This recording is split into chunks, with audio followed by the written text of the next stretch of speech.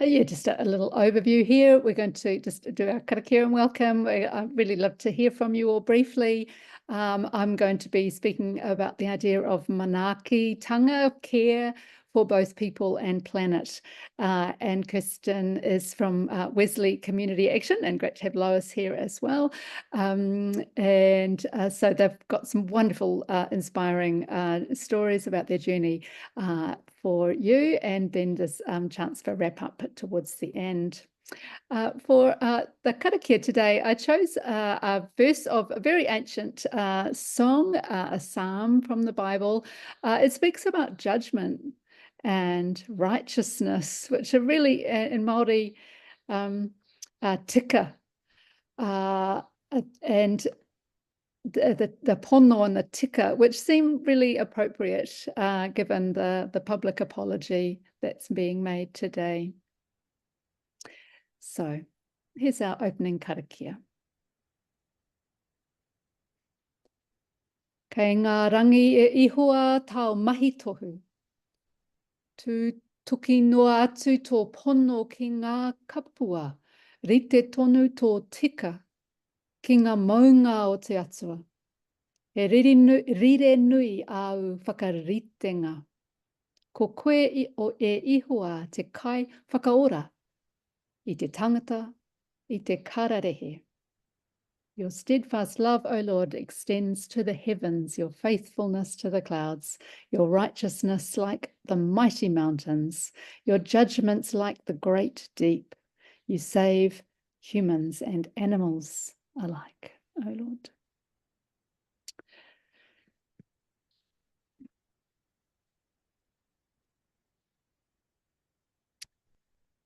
Well, just a little intro from myself. I'm actually not in Upper Hutt at the moment. I am staying on a farm stay in the beautiful Waipukarau region. You can see this really old school, like batch artwork behind me. So it's lovely to have a wee break, but I work from home as a therapist and supervisor.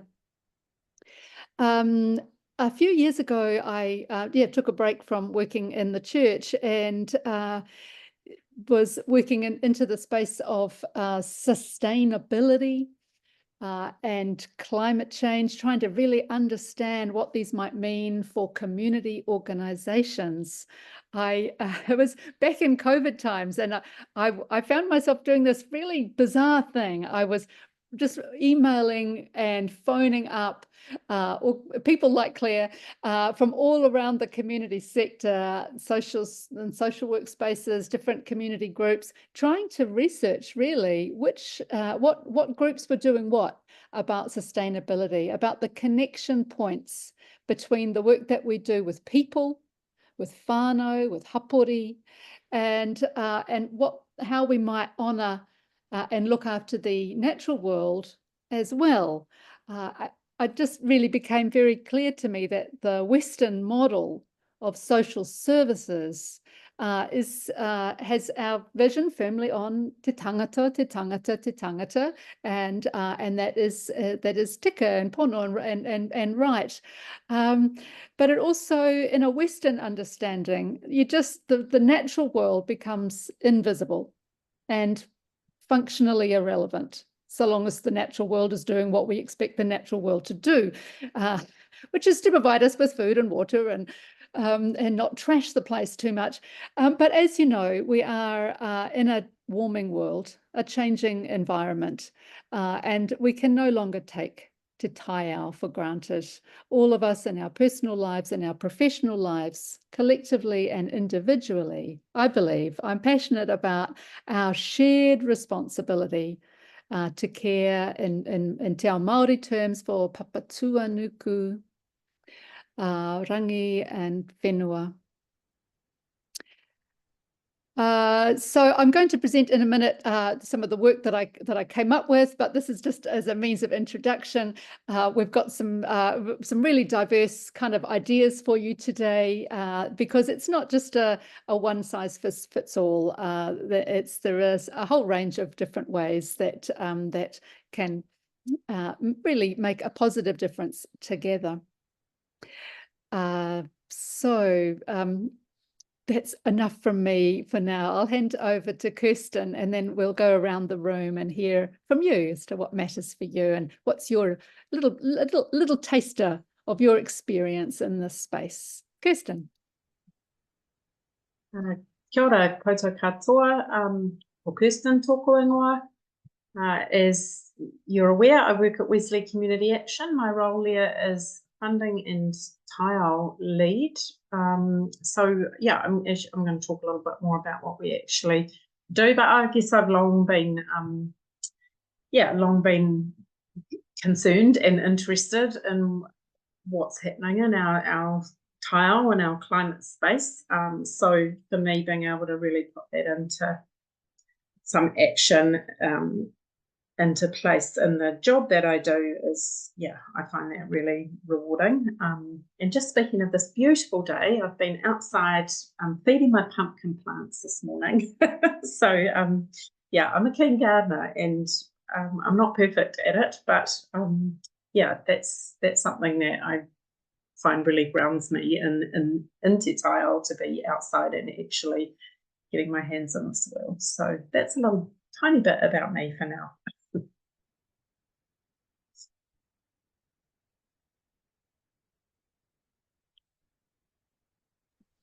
Thanks. Well, let's go around the room.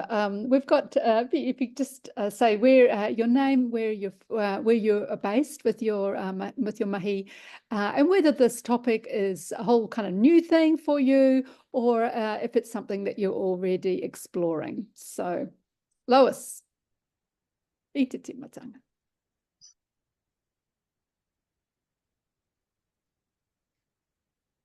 Ahi Māori koutou, ko Lois ahau no Wesley Waitangiroa. Taiao has always been a part of my life. My parents had gardens, grew our own vegetables, and since I've learnt e te ao tangata whenua, recycling and all those other things that we naturally did, I'm passionate about. Kia ora. Kia ora. Libby.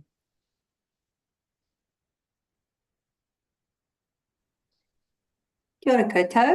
I'm Libby Eaton. I work for Presbyterian Support East Coast, based in Hawke's Bay. And I am the sustainability lead for the organization. So we are investigating what we can do in terms of environmental sustainability.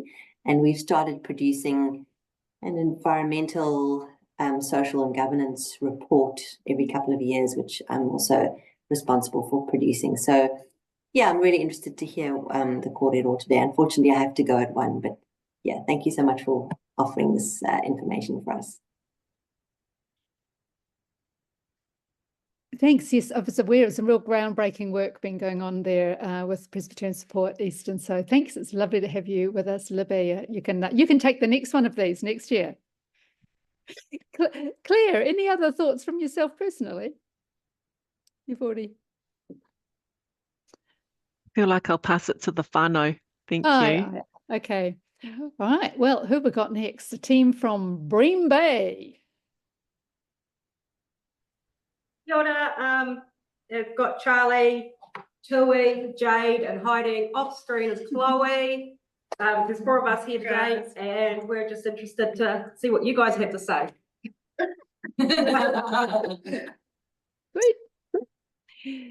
Tēnā koutou. And finally, we've got Kath. Tēnā tātou katoa. I'm Kath from Murihuku, Waihopai, Invercargill, and I work in the Dunedin Bridge program under the Salvation Army heading, based in Balclutha.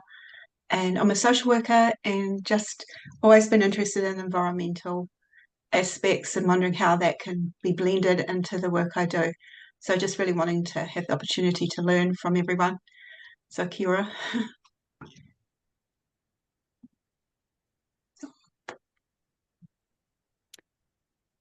Lovely to meet you. Welcome.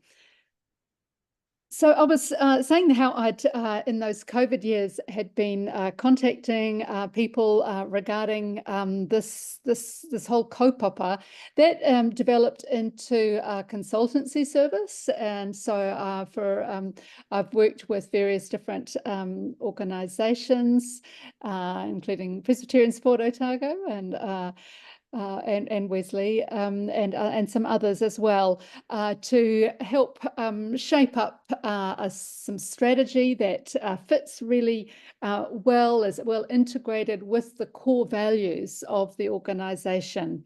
I found that the groups that were talking with me about this, they did have on their strategic priorities to develop a sustainability strategy, but it was always right at the bottom of the list. And I think that's one of the things that we found. And certainly it's become harder over this last year when there's so much else that is demanding our attention and so many other fires to be fought, that I do feel like for those that were perhaps that was on the bottom, maybe now it's fallen off the bottom. But the fact is, it's not going away as an issue. We are going to continue to need to attend to our natural world. We are going to need to explore the points of connection between the work that we do every day, the inequities and the challenges that our whānau face. There are strong points of connection with the natural world, and there are real positive benefits from engaging in sustainability and climate planning. I developed a model. To me, I looked at a lot of the sustainability strategy that's out there. A lot of it is kind of business oriented, with sort of, phrased in business language, and it just didn't seem to fit well necessarily for me with supporting organisations such as yours. So I developed a model in partnership with some other people and some wonderful kaumātua. I'm going to share my screen now. There we go.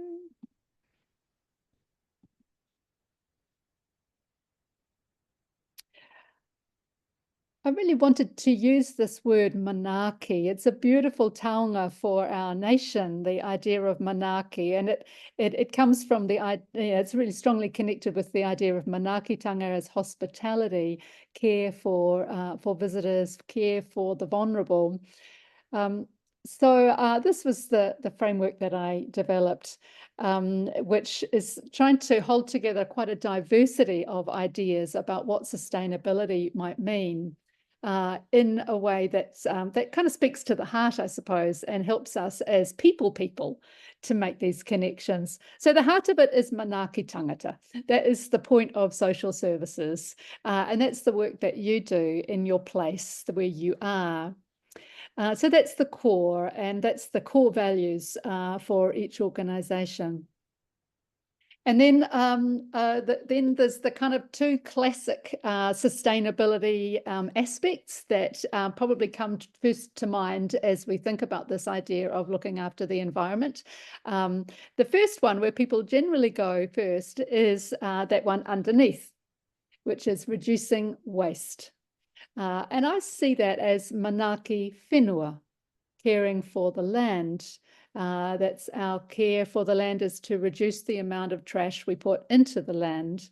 That's really the goal of waste minimisation, is to reduce landfill waste and to minimise our own role in the damage that is done by our ridiculous amounts of waste as a nation, into the whenua and to the ocean as well. So that's also manaaki moana as well. So that's the kind of waste minimisation aspects. So we're going to talk a bit more about that. And then above is this huge challenge that we face as a world to reduce our carbon emissions. And that's quite a tricky challenge for many social service agencies. The very few social service agencies are currently recording their carbon footprint or emissions. But there's a real challenge there to consider ways that we could reduce our fossil fuel And we're looking at that in terms of care for the rangi, the atmosphere, manaaki, rangi. And then it's not just, as a social service agencies, it's not just those things we sort of share in common with all other organisations and businesses and government departments and all of that. But as community agencies, we also have some other dimensions. On the left, Manaaki Oranga is about care for wider other aspects of life, biodiversity, and there are some really cool projects going on around the country for community groups getting engaged in positive ways.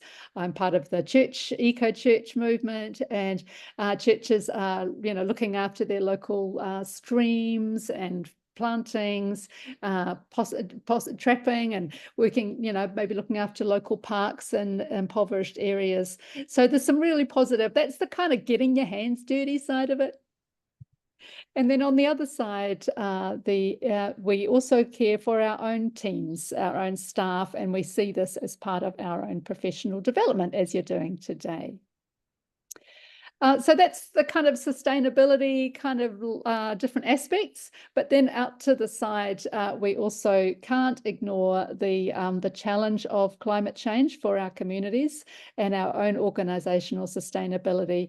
So this idea of whakarere, being ready for what might be coming, assessing risk and preparing for climate change. So that's my model. We're going to show you some practical examples for that.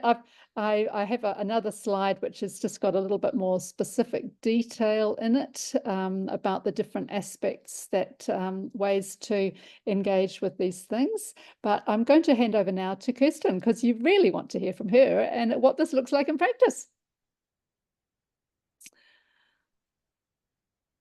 Kia ora. Thank you, Silvia, for that introduction. So I'm going to share a little bit with you about the work that we're doing here at Wesley to both minimise our negative impact on the environment, but also some of the work in the communities within which we work that we're really sort of focusing more on, I guess, maximising or enhancing our care for Papatūānuku. So Wesley has 7 sites across the Wellington region and around 70 staff. And about 4 years ago, some of us kind of looked around and decided that we needed to pay a little bit more attention to the things that Silvia's talking about. So the connection between building or focusing on healthy social systems, but also in the health of our environment. So we set up a cross-site team. So we have representatives from all of our Wesley sites on our team. And that's called Team Taiao. So shout out to Lois, who's in the audience here. Lois is part of Team Taiao, so you might even like to jump in, Lois, and share your thoughts about some of the projects that we've been working on. So our strategic documents at Wesley sets out what we call our signs of hope. So you can see those listed there. And these, having a look at these was really informed the development of a more specific climate and environmental action plan. So that was Team Taiao's kind of first task, was really to sit down and think about what do we need to focus on and what could we do.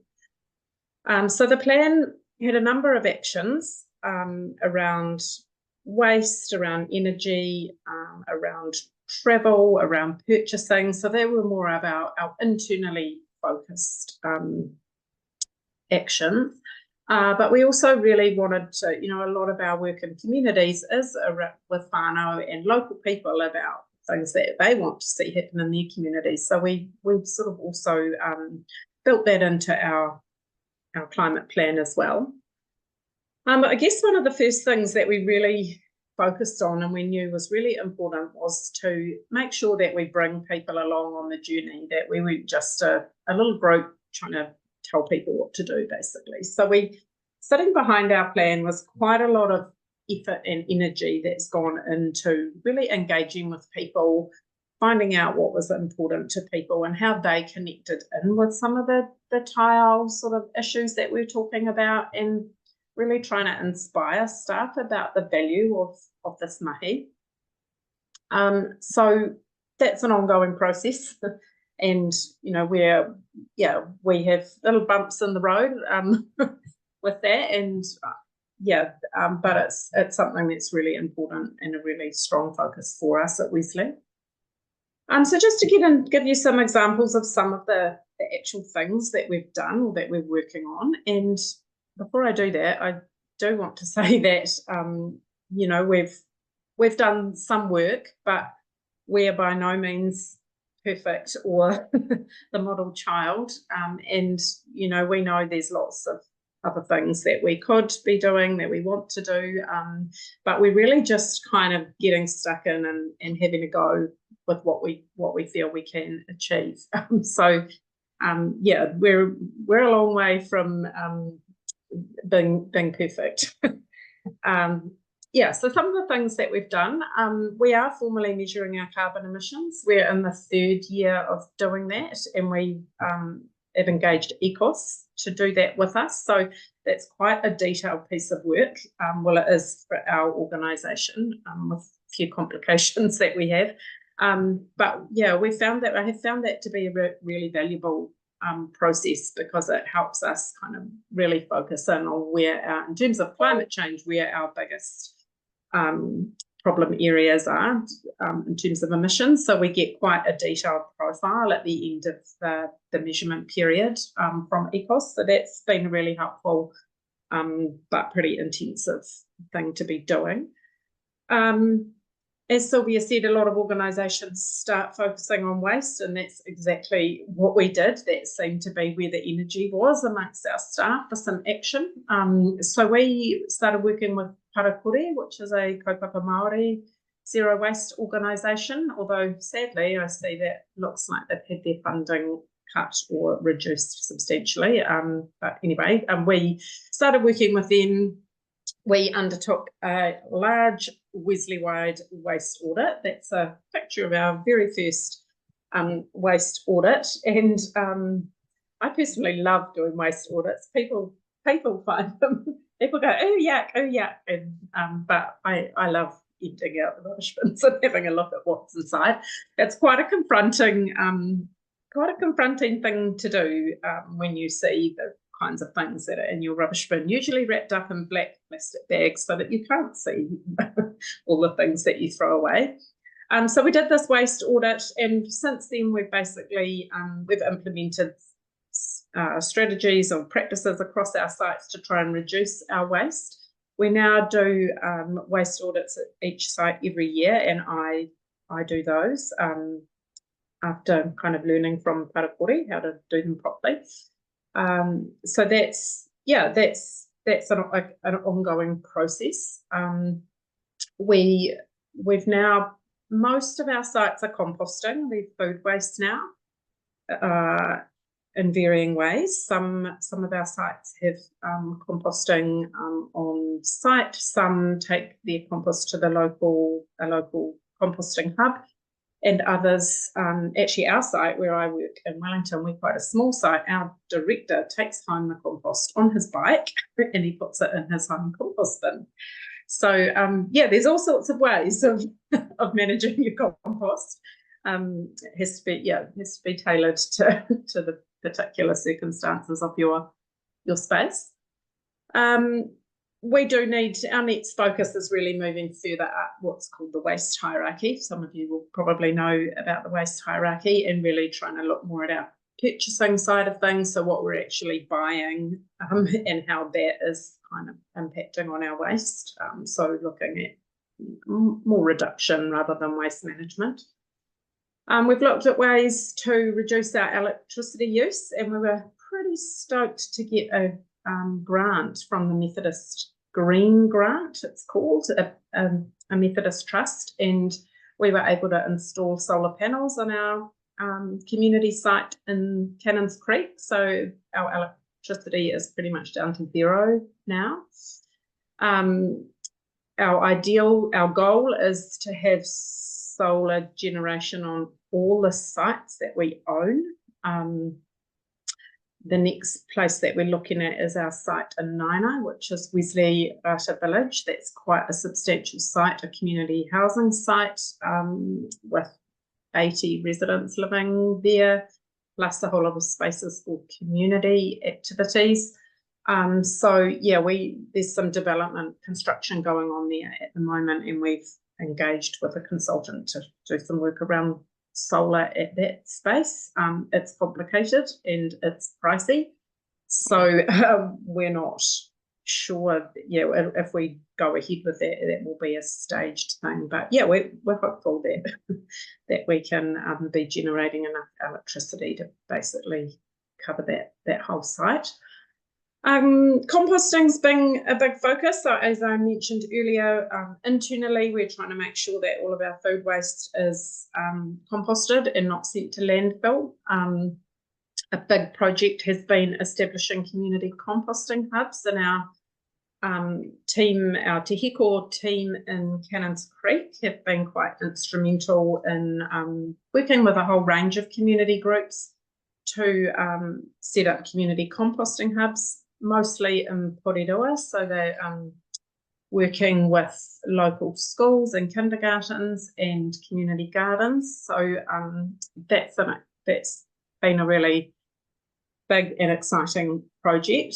This year we've also established a community composting hub at Wesley Village in Nainai. So this picture is of some kids from Rata Street School who came and visited us there, and we ran a wee workshop showing them how we compost. We've only just started this compost in the last probably 3 months, or 2 or 3 months.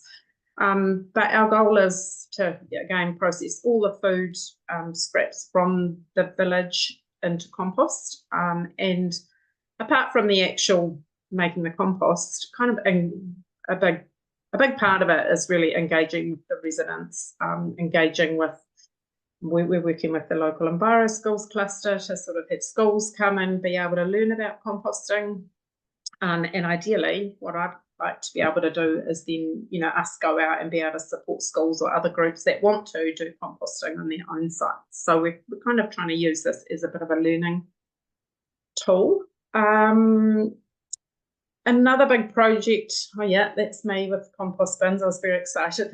So we've got quite a big wooden 4-bin system. I was pretty excited when they first finally got built. I think that was me emptying the very first bucket of compost into them. Another project that sort of moving away from our more internally focused stuff is a project that called Ngāhere Korowai. And this is a community-led initiative that was led by a group of men who were coming together in our Cannons Creek site. And they asked the question, looking at the bare hills around Porirua, how could we turn this into a resource that enables our community to connect more with Taiao?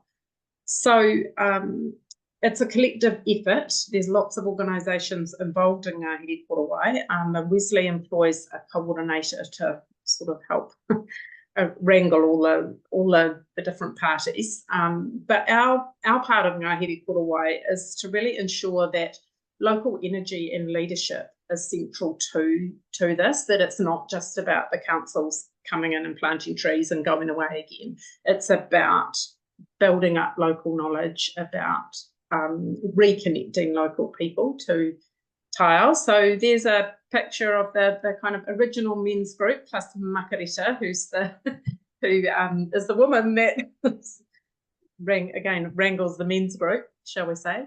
And this was them on one of the planting days, you can see there, they're making little protectors for the trees that they plant. So Ngāhere Korowai has planted a very substantial number of trees, and I should have looked up the exact number, which I can't recall, but it's in the hundreds and hundreds, maybe even thousands of trees that they've planted over the past couple of years. So that's a really exciting project that we're part of too. I think I'll stop there. I could go on and on. Is this the time that we could open up for questions, or I'm wondering if Lois, you would like to comment on some of the work of Team Taiao and Wesley from your perspective?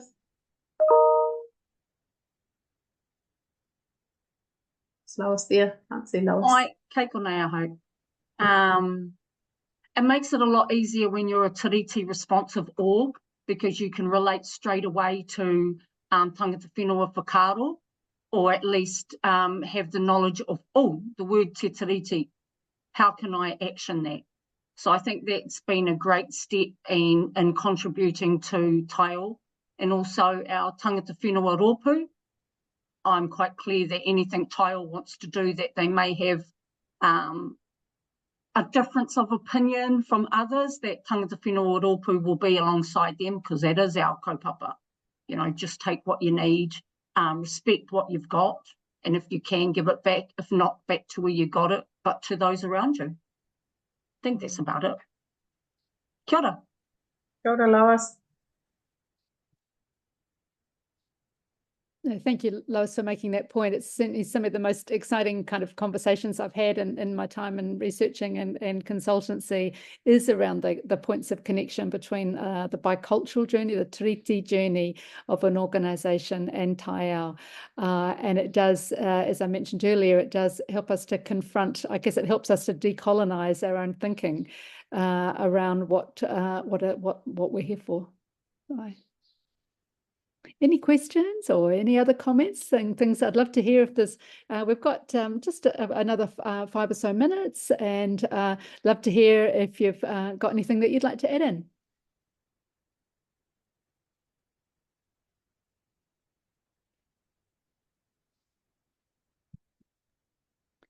I just want to hit on the word decolonising. It sounds a bit scary for lots of people. So when you're thinking of that, just think of positive things, you know, like things that we are losing, rather than it being a negative word. Because it's, as you said, bicultural is about sharing both goods and hopefully to the best of our ability eliminating the bad things that are going on, especially when it comes to our environment, plastics, all the things that are killing our mara off because of water flow being polluted. So that, you know, when it comes to Taiao, that's the sort of thing I'm thinking of when we think of decolonising, is stopping those things where we can. And every little bit counts. Yeah. Kia ora. Libby. Yeah, I guess just quickly, the question that I think faces a lot of community organisations where their main kaupapa is supporting people. It's really difficult to access funding, as we know, to do environmental sustainability work. So, for example, we've also been trying to install solar panels, and we were hopeful that we would get funding for that, and we've applied to various sources, but without any luck so far. And I feel like, you know, one psychological obstacle that we face is that, you know, our organization is framed as supporting people, and we raise our money for that purpose. And so if we ever want to spend money on stuff to do with environmental sustainability, it's almost outside of our mandate for what our donors give us the money for. So I'm just wondering how other organizations deal with that. How do you weave environmental sustainability work, which does actually take resources and money, into your kaupapa?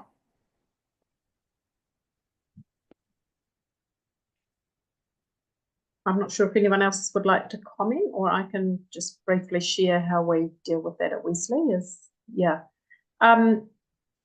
It's sort of a funny thing, because my role is funding and Taiao, which wasn't ever intended to be a joint role. It's just I actually started out doing the funding work, but it does have a bit of overlap, as you say. And I don't know whether we've just been particularly lucky in that we did get that large grant, or $40,000, to do the solar panels at Cannons Creeks. But I think partly because my role covers both, you know, I'm always on the lookout for potential funding opportunities, and that one did come across our desk. It's not, I mean, but other than that, we actually haven't received funding for specific environmental work. But what we've done, because the board and the leadership team, signed off on our climate and environmental action plan, and so there was just and part of that was a commitment that where needed, we will look at what resource we can prioritise from within, and so other than the solar panels and to measuring our carbon emissions with EPOS has been, we have had to pay for that. Other than staff time, we haven't found that it's been an expensive process. I mean, in the medium to long term, we're envisaging that it will save us money, because a lot of our sites we pay to have our waste taken away. So we've dramatically reduced our waste by composting. But I guess for us, because we do, we deliver some social service contracts, but because we do a lot of more community-led or kind of community innovation work, that's where we've kind of weaved in the project. So, for example, Ngāhere Korowai, that was something that the men in Papatīānuku really wanted to lead anyway. So it's kind of the support for that is built into our community workers' role. It's not like, that's a separate environmental piece of work. And same with the community composting. A lot of our work particularly in our Cannons Creek site is around Kai building, kind of rebuilding local Kai networks, and so the composting, it really fits within that, building Kai resilience. So again, yes, some resources were, put into the actual building of compost bins, but that was really part of our community, what we were doing with our community development work anyway. There are some, there were some specific environmental funds that we were planning on applying to this year. They've all been cut, unfortunately. There was a community resilience fund. Was a Ministry for the Environment community fund. At this stage, none of those are available. So it is really challenging. It's really challenging. I don't have an easy answer, I'm afraid. I don't know if anyone else has. No, great question. Funding the Bream Bay folks had your hand up earlier, just as we're wrapping up. Did something else you wanted to say? I just wanted to say thank you, especially to Kirsten there, because what she was talking about, what they've been doing is along the lines of something we're wanting to do. We're not at that point, but we're in the plans. Our board for the Bream Bay Community Support Trust has put it in their strategic plan that they want to consider the environment, and we're working on action plans on how we as staff want to do it and see how it's done. So thank you, Kirsten, for sharing your work. Kia ora. Brilliant, and I'm sure easy enough to find. We'll make our you'll also receive our email addresses in the notes as well. We are wrapping up now. I just wanted to say that my work this year has really been focused particularly in the mental health space, looking at issues around anxiety and climate psychology generally. So there's the links there. I do invite you, especially if you've got folks in your organisation that are interested in mental health particularly, to jump on and be part of the very interdisciplinary bunch. It's then there'll be more webinars coming up next year. Thank you. Ka kite. Which shall I? I've just got a little closing karakia, and then I'll hand back to Claire.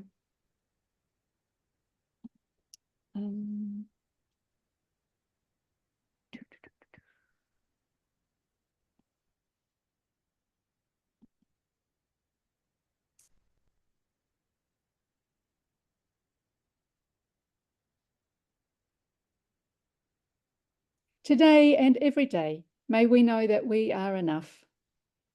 Today and every day, may we be held in peace and sustained by grace. In small actions of care, in meetings and strategy, in times of rest and times of work, may we know ourselves connected to this beautiful earth and to one another in spirit and in truth. Peace go with us and be with us. Amen.